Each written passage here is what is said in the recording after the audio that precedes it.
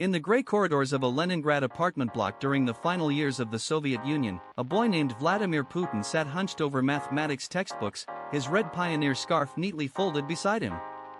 The modest room, with its peeling wallpaper and worn wooden furniture, bore witness to countless hours of solitary study. Outside his small window, the endless gray of Soviet urban life stretched toward the horizon, yet within these walls, young Vladimir found solace in academic rigor. His parents, both graduates of Leningrad State University, instilled in him the value of education and discipline. The serious expression on his youthful face revealed an intensity that would become his trademark. Neighbors often spoke of the quiet boy who preferred books to street games, who showed remarkable focus for his age. His mother Maria worked as a factory worker while his father Vladimir Sr., a veteran of the Great Patriotic War, carried the weight of history in his weathered features. In this unremarkable setting, surrounded by the mundane realities of Soviet life, the foundations of a future leader were being quietly laid.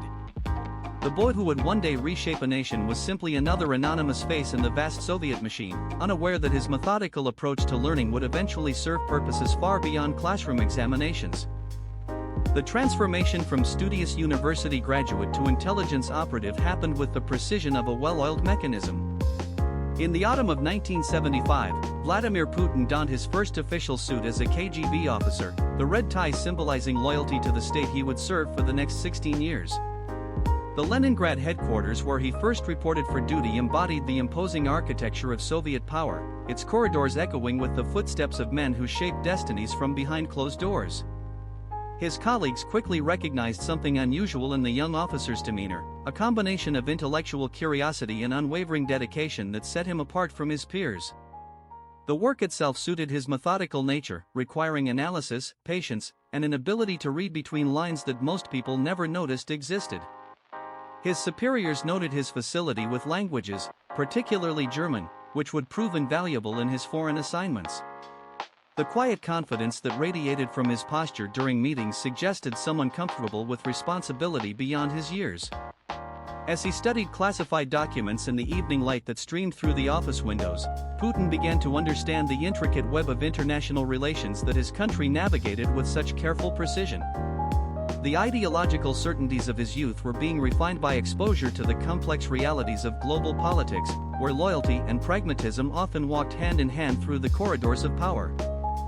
The cobblestones of Dresden had witnessed centuries of European history when Vladimir Putin first walked their snow-covered surface as an undercover representative of Soviet intelligence. Stationed in East Germany during the final decade of the Cold War, he operated from the shadows of a divided city that embodied the ideological fracture of his era. The assignment required skills far beyond those of routine intelligence work, demanding cultural fluency and an ability to blend seamlessly into German society while maintaining his Soviet identity in secret. His apartment overlooked the Elbe River, providing both scenic beauty and strategic vantage points for observation. The local KGB station chief recognized Putin's exceptional talents for clandestine operations, often assigning him to delicate matters that required both discretion and firmness. His German language skills, honed through years of dedicated study, allowed him to move freely among the local population, gathering information that would prove crucial to Soviet interests. The fall of the Berlin Wall in 1989 found Putin watching from his Dresden office as the world he had dedicated his career to serving began its transformation. The burning of Stasi files that he witnessed during those chaotic months would later influence his approach to information control and state security. Standing in his overcoat against the backdrop of a changing Europe, Putin realized that the certainties of his Soviet training were being tested by forces beyond the Kremlin's control. The young intelligence officer who had once believed in the permanence of the system he served was now witnessing its dramatic unraveling, an experience that would shape his understanding of political fragility and the importance of maintaining state authority. The collapse of the Soviet Union left millions of citizens adrift in uncharted political waters, but Vladimir Putin found unexpected opportunity in the chaos of post-communist Russia. Returning to Leningrad in the early 1990s, he traded his KGB uniform for civilian clothing and enrolled at the university where his father had once studied, pursuing a doctorate in economics while navigating the treacherous landscape of emerging Russian politics. The academic environment provided both intellectual stimulation and practical networking opportunities, allowing him to build relationships with influential figures who would prove crucial to his future advancement. His dissertation on natural resource management reflected the pragmatic concerns of a nation struggling to redefine its economic identity, moving from centralized planning to market mechanisms that few understood and even fewer could implement effectively. Professor Anatoly Sobchak, the reformist mayor of Leningrad, recognized Putin's administrative talents and recruited him to serve as his deputy, effectively launching his political career. The transition from intelligence work to municipal governance required adapting his analytical skills to the messy realities of democratic politics, where compromise often conflicted with the clear directives of his KGB training. His colleagues noted his ability to cut through bureaucratic inefficiency with the same precision he had once applied to intelligence analysis. The modest office where he spent countless hours drafting policies and managing city affairs became a laboratory for his developing political philosophy. As Russia struggled with hyperinflation, shortages, and social upheaval, Putin observed firsthand how quickly popular support could evaporate when governments failed to deliver basic services. These early experiences in local government taught him lessons about political survival that would prove invaluable during his later rise to national leadership. The partnership between young Vladimir Putin and veteran mayor Anatoly Sobchak represented one of those fortuitous alignments that shape political destinies. As Sobchak's right-hand man during the turbulent mid-90s, Putin demonstrated an administrative competence that quickly distinguished him from the chaotic norm of post-Soviet governance.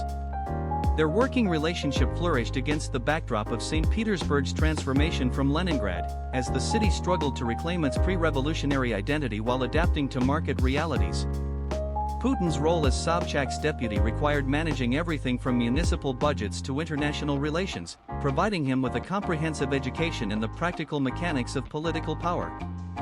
His reputation for getting things done, regardless of bureaucratic obstacles, earned him respect among both supporters and skeptics. The mayor's office became a training ground where Putin refined his approach to political coalition building, learning to navigate the competing interests of reformers, conservatives, and opportunists who populated the new Russian political landscape. When Sobchak faced corruption allegations in 1996, Putin's loyalty was tested in ways that revealed his emerging political instincts.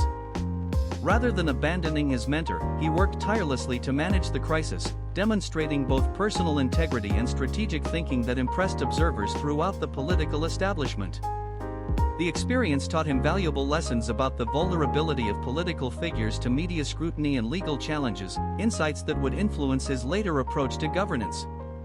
As Sobchak's tenure drew to a close amid mounting political pressures, Putin found himself increasingly recognized as a capable administrator with strong connections to both local and federal power structures.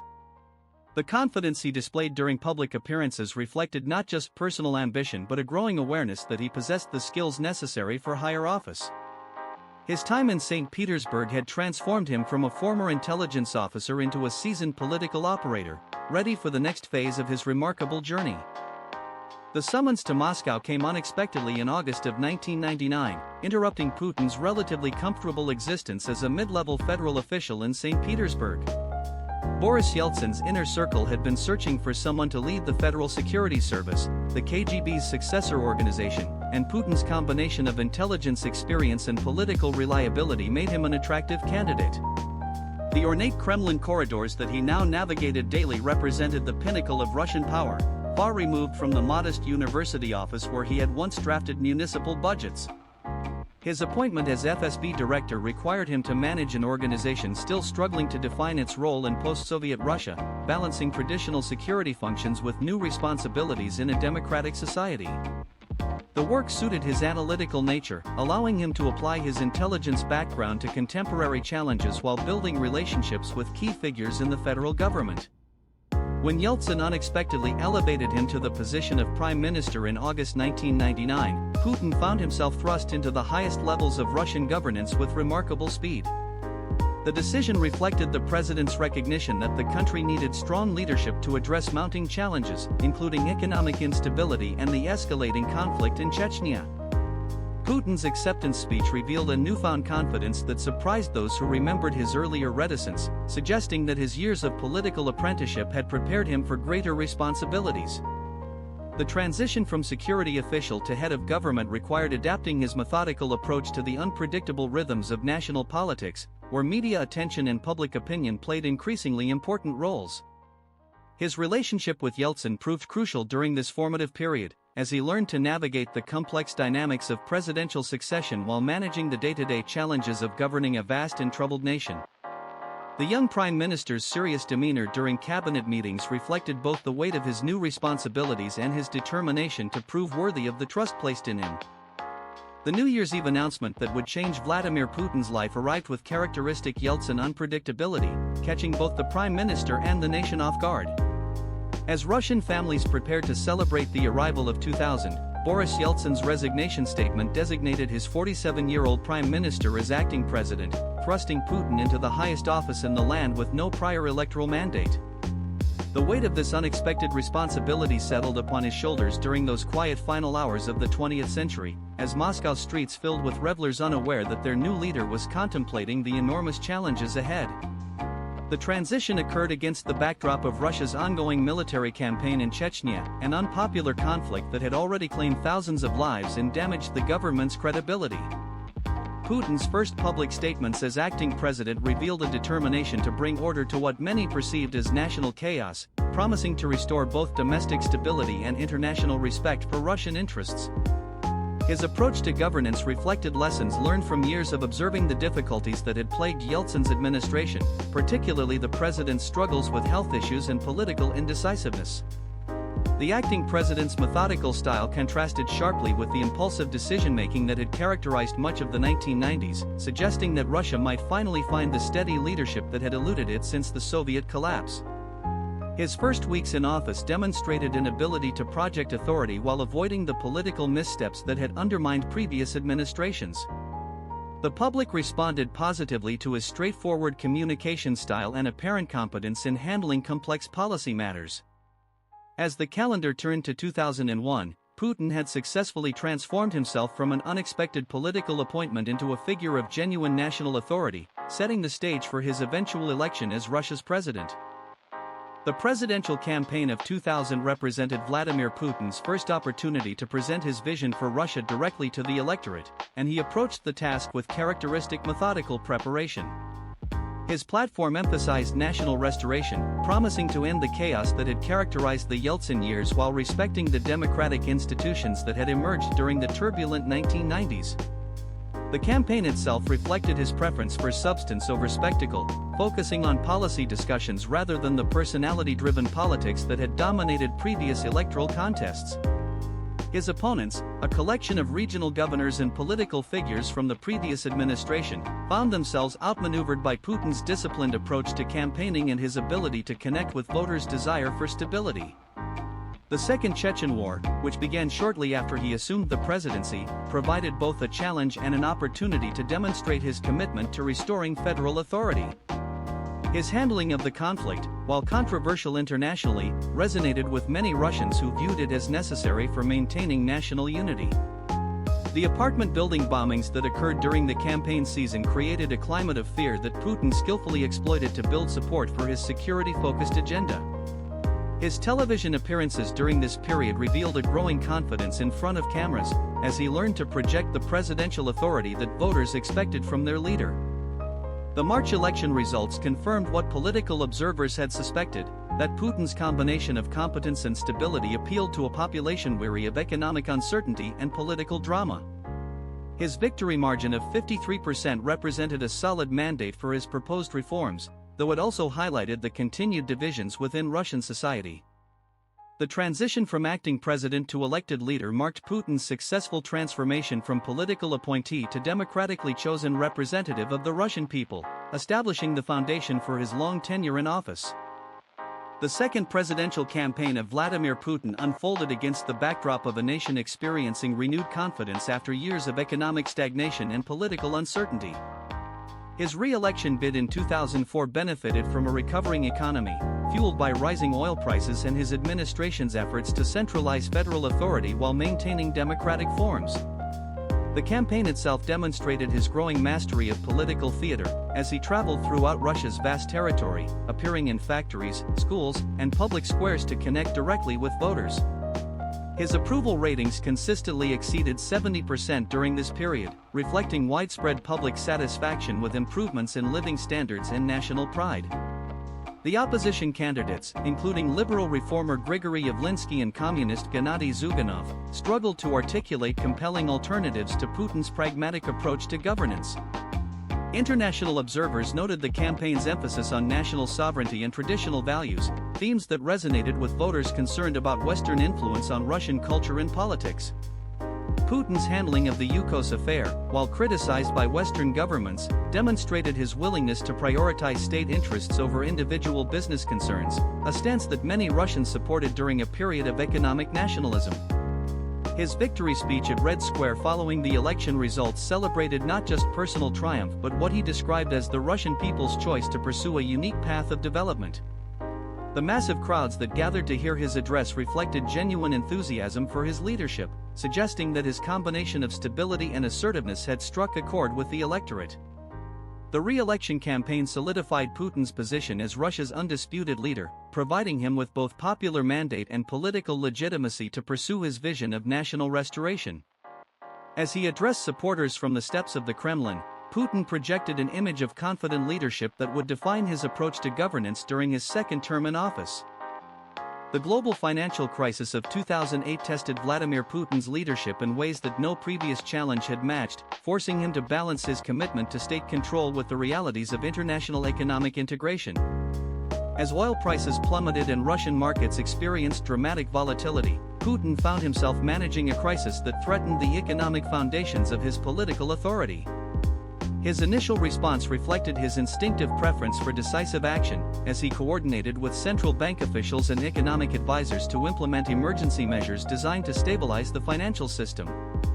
The crisis management sessions that filled his days during this period revealed Putin's ability to absorb complex economic information while maintaining focus on broader strategic considerations. His public communications during the crisis emphasized government competence and national resilience, reassuring citizens that Russia possessed the resources and expertise necessary to weather the storm. The administration's decision to allow some Western-oriented businesses to fail while supporting strategically important state enterprises demonstrated Putin's pragmatic approach to economic governance. His relationship with then-President Dmitry Medvedev during this challenging period highlighted the complexities of Russia's unique power-sharing arrangement, as both leaders worked to present a unified response to international observers. The crisis also provided Putin with opportunities to strengthen state control over key economic sectors, using the emergency as justification for measures that might have faced greater resistance during more stable times. His handling of the situation earned praise from many domestic observers who credited his steady leadership with preventing a complete economic collapse. The experience reinforced Putin's belief in the importance of maintaining strong central authority during times of uncertainty, influencing his approach to subsequent challenges including the global financial difficulties that would emerge in later years. By the crisis' end, Putin had demonstrated that his leadership style, while sometimes criticized for its authoritarian tendencies, could provide effective governance during periods of extreme economic stress. The preparation for the 2014 Winter Olympics in Sochi represented one of Vladimir Putin's most ambitious projects since assuming the presidency, requiring massive investment and coordination to transform a subtropical resort into a world-class winter sports venue. The undertaking consumed over $50 billion in 7 years of construction, making it the most expensive Olympics in history while demonstrating Russia's determination to reassert its position on the global stage. Putin's personal involvement in overseeing the project reflected his understanding that the Games would serve as both sporting competition and political statement, showcasing Russian capabilities to an international audience. The construction challenges, including building artificial snow systems and importing entire mountain ranges for ski slopes, became symbols of national determination to overcome any obstacle in pursuit of greatness. His interactions with international Olympic officials and foreign dignitaries during the planning process revealed a leader comfortable with diplomatic protocol while maintaining firm control over the project's execution. The security arrangements for the Games, particularly important given concerns about terrorism in the North Caucasus region, required unprecedented coordination between federal agencies and local authorities. Putin's decision to personally welcome foreign heads of state and Olympic delegations emphasized Russia's role as gracious host while highlighting his position as the nation's undisputed leader. The opening ceremony itself, with its elaborate displays of Russian culture and technological achievement, provided Putin with an opportunity to present his vision of national identity to the world.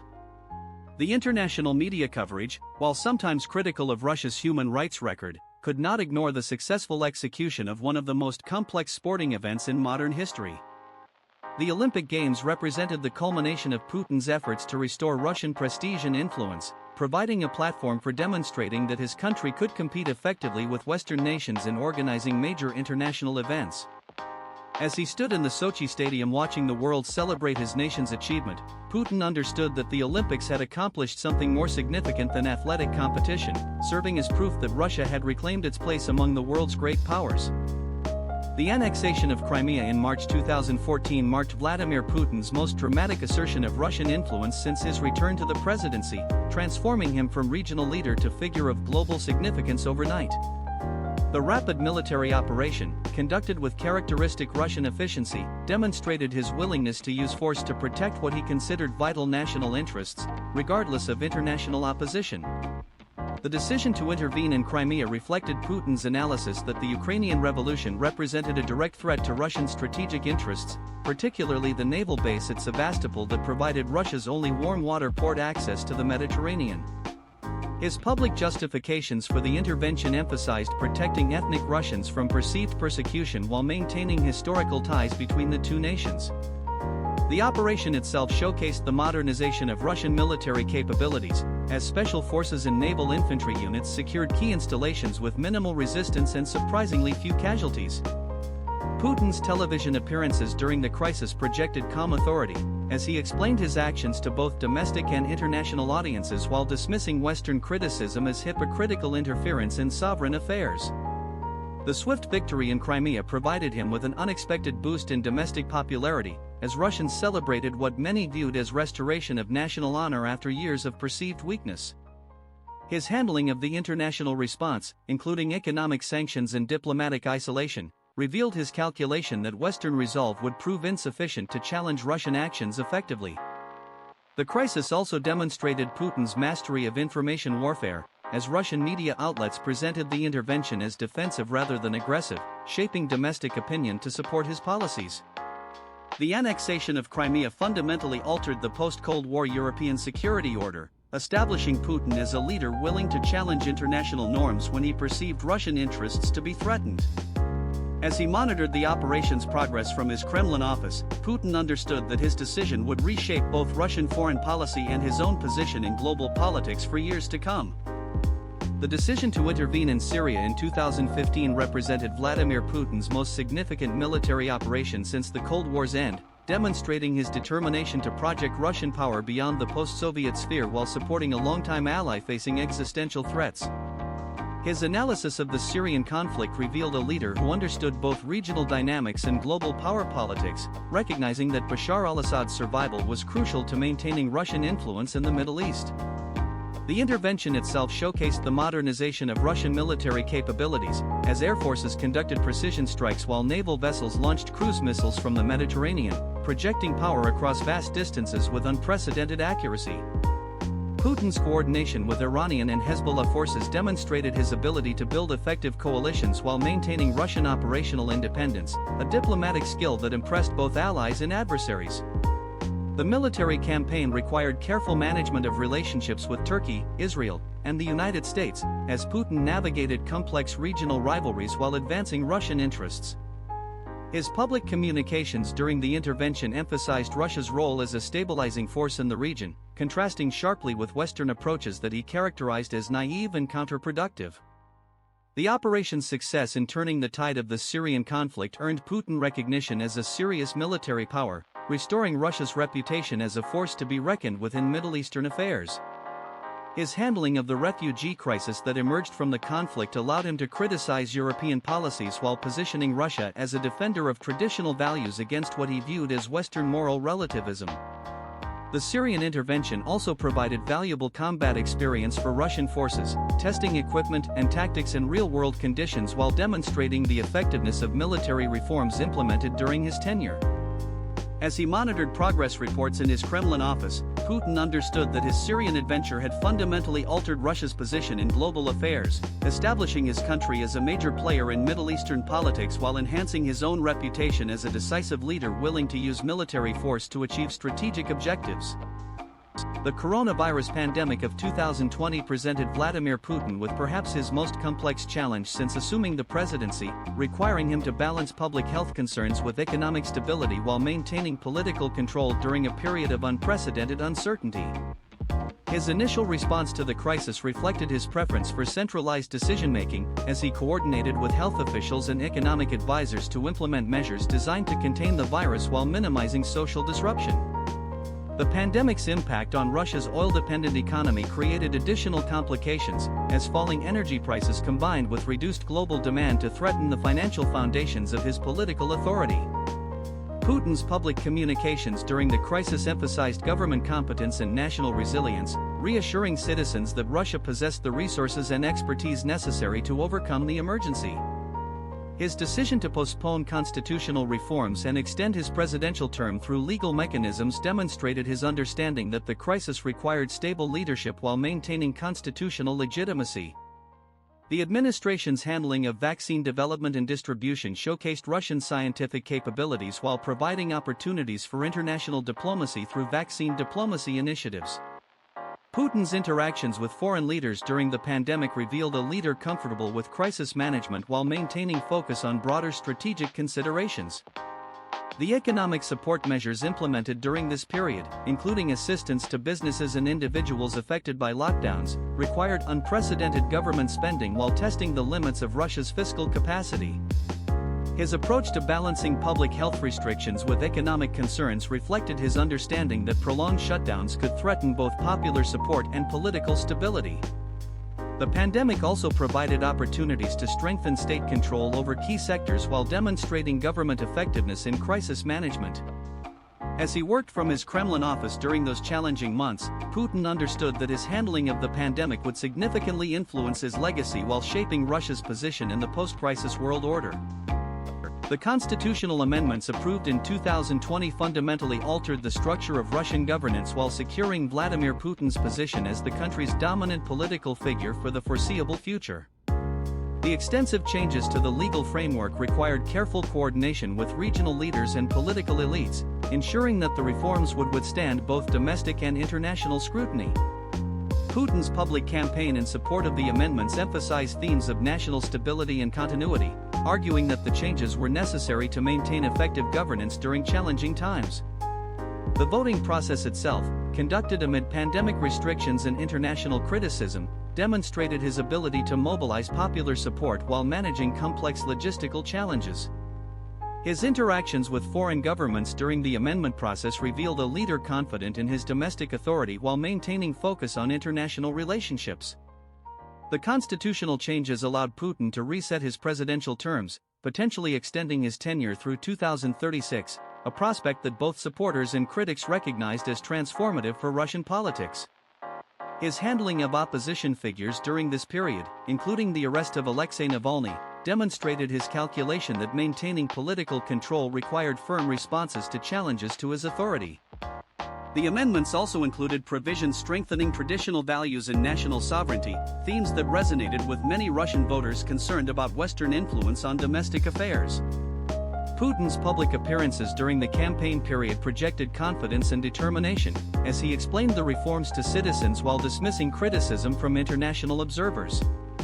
The successful implementation of the constitutional changes solidified Putin's position as Russia's defining political figure, establishing a legal framework that would shape the country's governance for generations. As he addressed supporters following the amendment's approval, Putin understood that his actions had fundamentally altered the trajectory of Russian political development while ensuring his continued leadership role in defining his nation's future direction.